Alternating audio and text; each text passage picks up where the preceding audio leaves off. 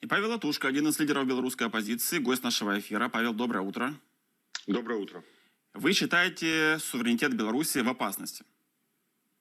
Дело в том, что, как мы знаем, состоялась соответствующая встреча министров обороны Беларуси и России еще в конце прошлого года, в рамках которой был утвержден единый план противовоздушной обороны на ближайшее время между двумя странами. В последующем командующий ВВС ПВО Игорь Голубь на соответствующей встрече 15 апреля отметил, что уже летом начнется совместное боевое дежурство авиаполков на аэродромах в Республике Беларусь.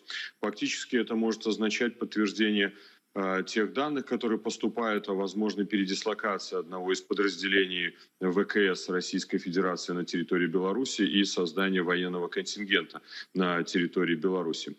Вновь то, что мы увидели вчера в Кремле, вызывает целый ряд вопросов. Ну, во-первых, хорошие новости не скрывают. Во-вторых, мы являемся работодателями. Работодателями, конечно, мы уже не являемся господина Лукашенко. Наверное, исходя из этой логики, он и не считает необходимым информировать белорусское общество о тех договоренностях, которые он достигает уже на очередной встрече с Путиным, президентом Российской Федерации. Возможно ли в какой-либо европейской стране вообще в принципе проводить встречи, достигать какие-то договоренности и не информировать об этом общество? Он говорит про 26-27 дорожных карт, ряд еще не согласовано. Он говорит по сотрудничеству вопросов безопасности, в военной сфере. Ничего не придается огласке. Фактически народ держится в заложниках, информация не передается. Можно ли иметь доверие к такой власти? Нет. Ну, доверие мы уже, недоверие высказали 9 августа прошлого года, но это продолжение вот именно тех подходов, которые всегда реализовывал Лукашенко. Народ — это так, статисты, которые должны внимать, молча слушать, что говорит главный человек в стране. И вот на вот всем этом фоне вы призываете лидера белорусской оппозиции Светлану Тихановскую сейчас провести инаугурацию. Объясните, что это может дать и вообще какой может быть механизм этого всего?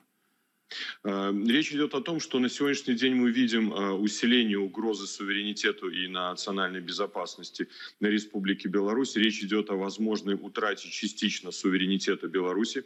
Опять же, эта встреча в Москве вчерашняя ничего не прояснила, разве что Лукашенко не проговорится, как в его стиле это постоянно бывает.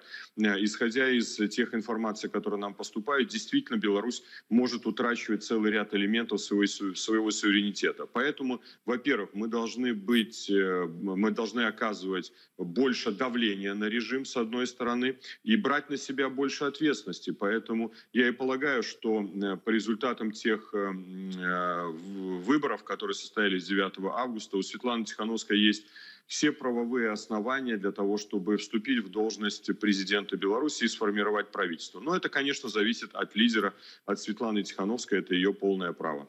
Как вы себе это представляете? Расскажите, это где должно произойти? В Польше, в Литве? Как?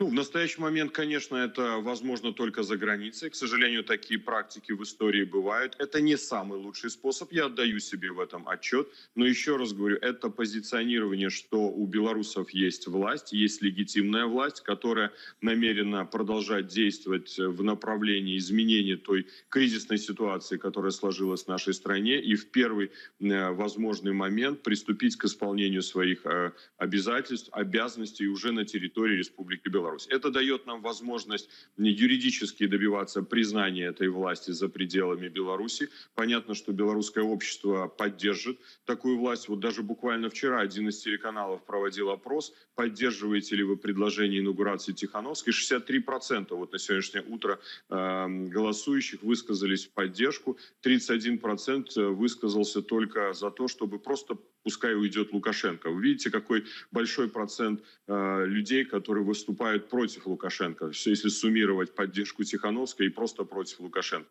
Так что большинство белорусов поддержало, я думаю, такой подход.